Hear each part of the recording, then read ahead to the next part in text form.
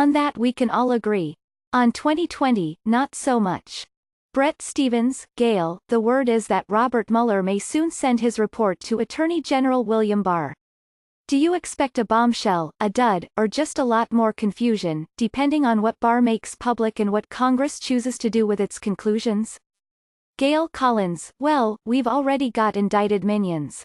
As to Trump himself, I feel very safe voting for a lot more confusion, just on general principles.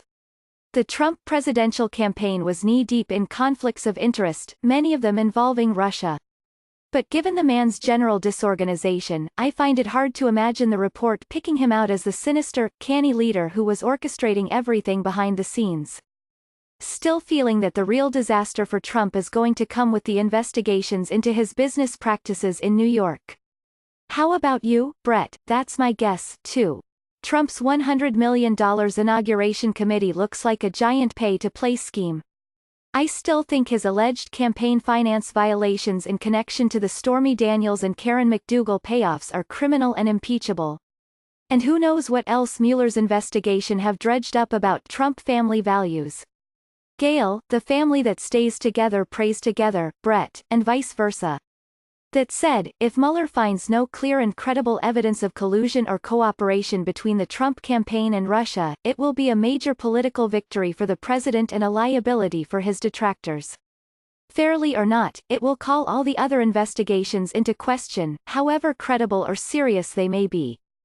That's one of the reasons I've been leery of investing too much political capital in wondering what Trump might have done behind people's backs. It's what he does every day in plain sight that is much more concerning. Gayle, even if the Mueller investigation fails to produce, we'll still have a bunch of congressional committees digging up dirt. But I know that's not as satisfying for a conservative Trump hater. You're right that there's plenty to investigate in his normal day-to-day life. Which horrible things the president has done lately seem most appalling to you? Bret, well, that list is long. But let me start by praising Trump on a couple of fronts. I think he's shown moral leadership on Venezuela, by getting much of the world to recognize Juan Guaido as the legitimate president and drawing attention to the humanitarian catastrophe unfolding under the Maduro regime. And I'm also glad he's partially reversed course and will keep at least some troops in Syria. I hope he winds up withdrawing none of them so long as they can help protect our Kurdish friends and deter our Syrian, Iranian, Russian and Turkish foes. Okay, now to the rest. His declaration of a national emergency over border wall funding is a threat to constitutional government and the separation of powers and sets a precedent that both sides will abuse if the Supreme Court doesn't stop it. Gayle, no disagreement on the national emergency. The fact that you haven't seen a major uprising of Republicans over that is proof that there's no real Republican Party anymore, only Trumpism. And I'm looking forward to the next Democratic president declaring that climate change is a national emergency. Bret, his unloading on the New York Times as a true enemy of the people is an assault on the First Amendment and the safety of journalists, including us. His hankering for a deal, any deal, with North Korea's Kim Jong-un so that he can win a Nobel Peace Prize is a danger to peace and stability in Asia. Gayle, our publisher really called Trump out on the danger he is creating for journalists. It's perilous enough reporting from trouble spots around the globe without having the President of the United States cheerleading for the enemies of a free press. Bret, his desire to start another trade war with Europe, this time over cars, is a threat to global growth and another nail in the coffin of transatlantic unity. His non-stop lies and exaggerations and demagoguery about the purported evils of illegal immigration are an insult to our intelligence and devastating to the GOP's chances of ever again being a majority party. Gayle, I love it when you get on a roll like this. Keep going, Bret, and his overall comportment continues to be a foul stain on the office of the presidency, a moral embarrassment to a majority of Americans, and a blot on the record of liberal democracy. How about you? Gayle, well, you've kind of run the table. But I'd add his attempts to undermine women's reproductive rights. The assault on Planned Parenthood isn't just about abortion, it's about the far right's hatred of anything that gives women the power to decide if and when they want to get pregnant. Can't tell you what a deep irony it is to have this guy leading that crusade.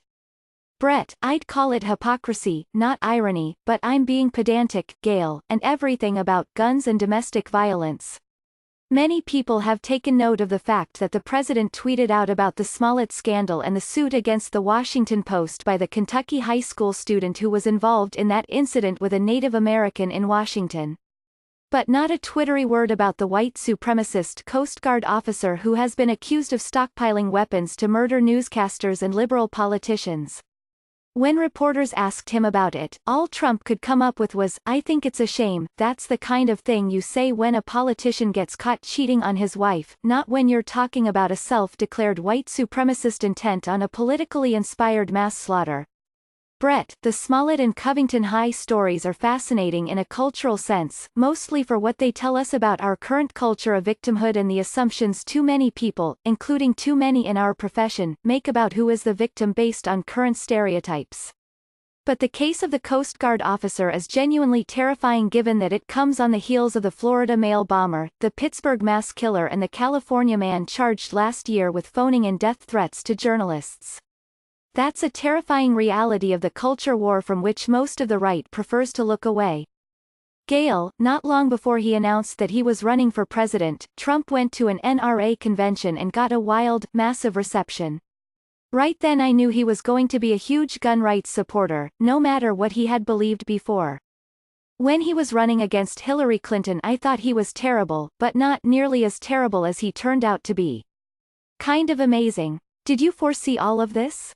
Brett, partly. I wrote more than a dozen columns for the Wall Street Journal during the last presidential campaign, denouncing his bigotry, lawlessness, ignorance and demagoguery.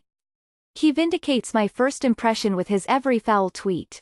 I think he's debasing our political culture in ways we will be living with, and suffering from, for at least a generation. And he's becoming a role model of sorts for other populist demagogues around the world, from Brazil to Italy. Gale, well, I wrote a lot about what a jerk he'd been in New York for the last 30-odd years.